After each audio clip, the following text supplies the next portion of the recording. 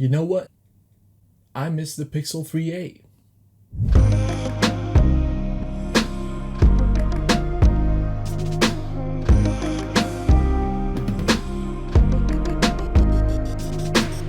So a couple of years back, I had the Google Pixel 3a. I was already a fan of phones that featured near stock Android, having owned Motorola and HMD Nokias before. It was officially my first Pixel device and I had a great time using it. With that said, it's been a while since I last had it. Long story short, I upgraded some of my phones, and as with a lot of smartphone upgrades, we usually have to trade in or sell our older smartphones. So for this video, I just want to take a quick look at the Pixel 3a and my time using it, and what I think made it such a great budget Pixel device. Now before we go any further, let me know what you think about the Pixel 3a and the other Pixel A series phones down in the comment section. Have you personally used them, and what do you think of them? With that said, let's get started.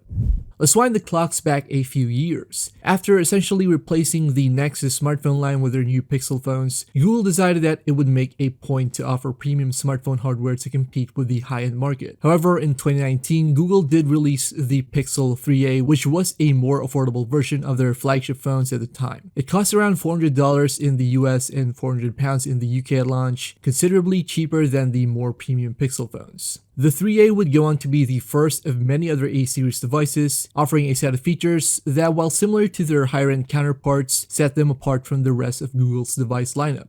I suppose one thing that really showed the difference between the Pixel 3a and the more expensive Google phones is with the build quality and design. The phone was made entirely out of plastic except for the Gorilla Glass panel on the 5.6-inch OLED display, compared to the more expensive Pixel phones, which were made mainly out of metal and glass. It was nicely made though. The 3a felt solid during handling, and it reminded me of the durable polycarbonate smartphones that we have with the Nokia Lumia devices, and it felt premium as far as plastic phones go. The 3a also had some great hardware features baked in, like a dual speaker setup on the top and bottom, a 3.5mm headphone jack, and even a squeeze feature which activated the Google Assistant whenever you put pressure on the sides of the phone. When it came to design, the Pixel 3a wasn't so bad. I guess my only complaints were the bezels on the top and bottom of the screen and a display that wasn't super bright outdoors, but again, we have to take into account that this is after all a budget smartphone.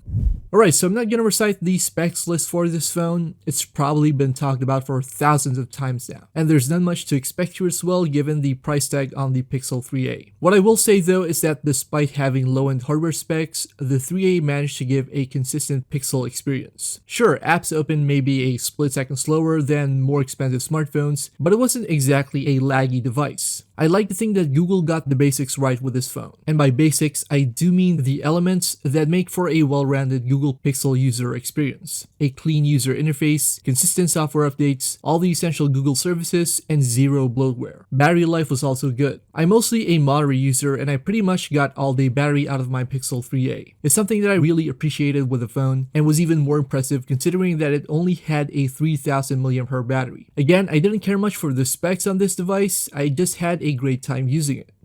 Alright, so one more highlight of this phone would have to be its camera capabilities. The Pixel 3a came with a single 12 megapixel lens on the back and an 8 megapixel camera on the front. But don't let these fool you. I think that the phone punches way above its weight class because of Google's computational photography. I was able to get some great looking pictures that typically wouldn't be possible on other similarly priced smartphones at the time. The well-optimized camera software allowed users to get in touch with their creative side thanks to features like portrait mode, night sight, and a few more others. It was a big factor for me, and for once I actually felt the need to take more photos on my smartphone. Video quality was another story though. Like most Pixel phones, the 3a wasn't terrific at capturing video on its cameras. Sure, the quality wasn't exactly terrible, and I even published a travel video of sorts using clips I recorded on the phone. I'll drop a link to that video below in case you want to check it out for yourself.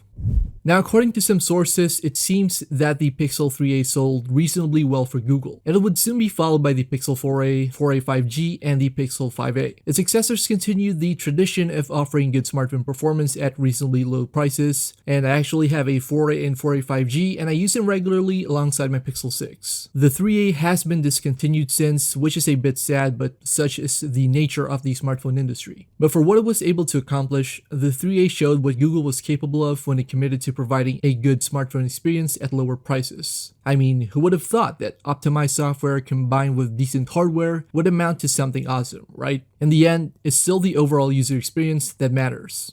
Right, so to end this video, the 3A got a lot of things right. A good user experience, a great camera, consistent software updates, and a few other nifty features. Of course, it wasn't for everyone and the specs sheet wasn't super impressive, but it was apparent that Google had a winner in its hands. All in all, I think that the Pixel 3a was a great phone as far as Android smartphones go, and it offered a lot of value despite being a relatively affordable device. Guys, if you enjoyed this video, don't forget to like and subscribe for more content. Don't forget to share your Pixel 3a memories and opinions down in the comments below. Thanks for watching, and I'll see you in the next one.